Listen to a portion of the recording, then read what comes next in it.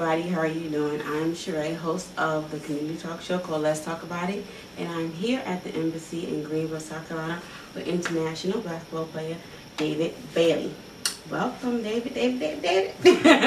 How you doing? Good. Well, I'd like to thank you for coming on the show briefly. And before we get started, I would like the viewers like to know a little bit about you. So, my name is David Bailey. I'm a professional athlete. Never played NBA, but I've done tours with N1, Street Basketball Association, different companies, man, the street ball, all over the world, traveling, Jamaica, Africa, Lithuania, all types of places all over the world, earning nicknames like the Aggressor and Super Dave. oh, okay. And why do they call you Super Dave?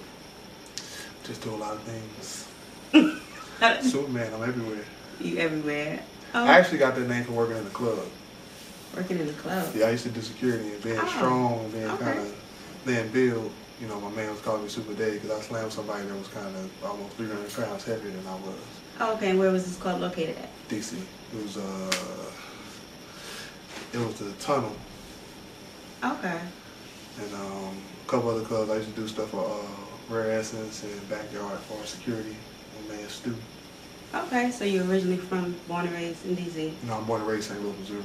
I moved up there when I was like 18, trying to stay in school. It didn't work out, so just made it happen. And you let your talents take you everywhere, right? Any children? No, not yet. Been married? Nope. Looking to get married?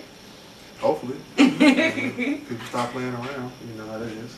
So how is it working being an international basketball player? How's the life like? It's exciting. It's a hustle. It ain't as cracked up as people think it is. It's not always glittering, diamonds and all that. Right. Not everybody that does this work, come up on the riches that everybody think that flows from this game. Right. It's a job just like any other place. It has its 9 to 5 faults as well. You might look at one day and not get a check. You be overseas for 6 months, and then they talking about they don't want to pay you. What can you do? Right. You try to sue them, you end up losing more money. And this is for the people who think that it's all glitter and gold, an easy way to get rich, right? It's not at all, man. A lot of people have to misunderstand when they see guys that play their game and just hoop all the time. That just like they not so much come with their hand out, but with the expectation that they got it or something. They're not going through what they're going through. Street basketball is definitely a grind. Right. In itself, there's a lot of things that in the basketball world outside of the NBA, man, you just got to deal with this. The same BS you deal with in a regular job. Right. So when did you decide that you wanted to be a basketball player and take it further? To be honest, I always did it just because I could. It never was like a goal as a kid. I never even played like little leagues and stuff like that.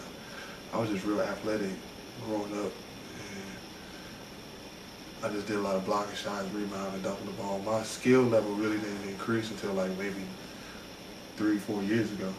I was a late person to catch on to the game and get better at it.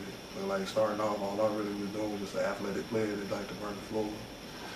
And in high school, I really didn't have to do much because they would just throw the ball in there and I would just go get it. Because you got the height on you, right?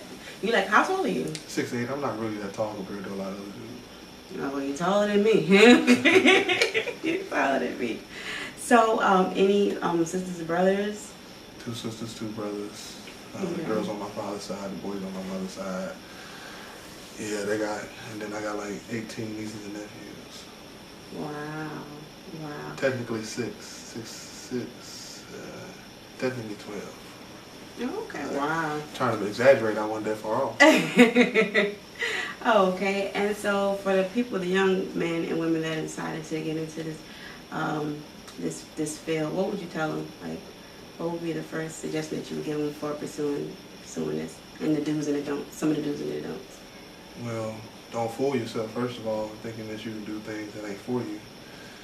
Because a lot of people just run off imagination when they try to do sports, thinking that opportunities are the same, and realistically they're not. There's a lot of political things into this game as well as anything else, so you just got to know what's for you. You got to pick a proper battle, and you got to do things right. And professionalism goes a long way with this sport. So it's like, even if you're not as good as somebody, if you come in, act right, do things right, treat the game right, it'll treat you right. Right. Right. Okay, so we had a couple of games today, and yesterday. Okay, and so you're headed back to DC. Yep, on my way back home. All right, well, we wish you safe travels. We know you got to get up out of here, and I'd like to thank you once again for coming on Let's Talk About It. Oh, thank you. Love and love, and you be safe. Thanks. Thank you. Thank you, everybody. Good night.